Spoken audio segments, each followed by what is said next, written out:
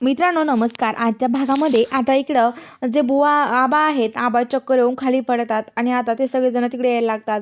राणी पण आता आबांजवळ यायला लागते. तेवढ्यात मालती तिला लोटते आणि म्हणते की, "हे बघ, अजिबात आमच्या घरात याच्यात पडायचं नाही. आणि अजिबात त्यांच्याजवळ यायची हिंमत करू नको. हे जे काही घडतंय ना आमच्या घरात ते फक्त तुझ्यामुळे आणि तुझ्यामुळेच आज आबांवरती ही वेळ आली आहे." आणि ती बोलते आणि तिला म्हणते की, "निघा आमच्या घराबाहेर." तेवढ्यात आता आबा पण आता बोलायला लागतात. आबा उठतात आणि म्हणतात की, "इंद्रा, अरे मला तुझ्याकडे बघून वाटत नव्हतं असं वागशील तू. अरे मला असं वाटायचं माझा इंद्र बदलला. मी दररोज देवाला प्रार्थना करायचो की माझा इंद्र बदललाय देवा, यासाठी तुझे आभार मानतो मी. आणि मला दररोज असं वाटायचं की माझा इंद्र खरंच बदलला आहे. पण इंद्रा तसं काही नव्हतं. हा माझा एक भास होता. खरंच मी चुकलो इंद्र, माझ्याकडून खरंच चूक झाली. तुम्ही दोघांनी तर आता राणीची नाक घासून माफी मागायला हवी. पण तुम्ही ते करणार नाहीये मला माहिती आहे." आणि आता आवाज राणीपुढे येतात आणि राणीसमोर हात जोडतात आणि म्हणतात की, "राणी, झालं गेलं ते विसर आणि माफ कर. मी यांच्या वतीने तुझी माफी मागतो." राणी म्हणते, "अहो आबा, तुम्ही का माफी मागताय माझी? माफी नका मागू."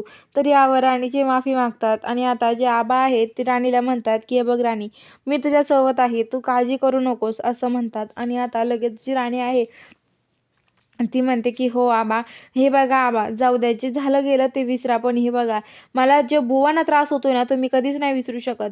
हे इंद्र सरांमुळं माझ्या बुवांना जो त्रास झालाय तो मी नाही विसरू शकत." असं म्हणत असते. तर आता लगेच जो इकडं इंद्र आहे, तो इंद्र आता ते उभा असतो. आबा इंद्राजवळ येतात आणि म्हणतात की, "हे बघा इंद्र, आजपासून ह्या घराविषयी, ह्या घराचा आणि तुझा काही संबंध नाहीये. त्यामुळं तू याचा आणि ह्या घराचा काही संबंध नाहीये. आणि तुझ्याकडून आता ह्या फॅक्टरीचं एम-डी पद पण हिसकावून घेतलं जात आहे. आता तुझ्याकडे एम-डी पद पण नाहीये. विचार कर तू, काय तुझी दशा होईल आता." तर आता इंद्र म्हणतो की, "आबा काय बोलताय तुम्ही?" तर आबा म्हणतात की, "हो खरंच तुझ्याकडे एम-डी पद नाहीये."